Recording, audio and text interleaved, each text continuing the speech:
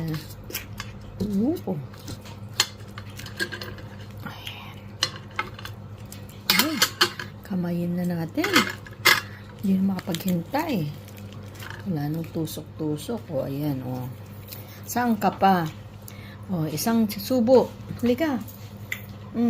Subo.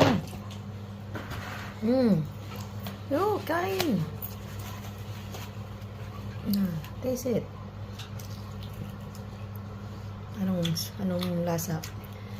Roasted chicken ala Myla? Sarap? Siyempre. But no rice. Ayaw mo kasi. Ayan, ano to? Ere.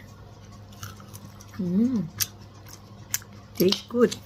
Roasted chicken ala Myla. Merry Christmas!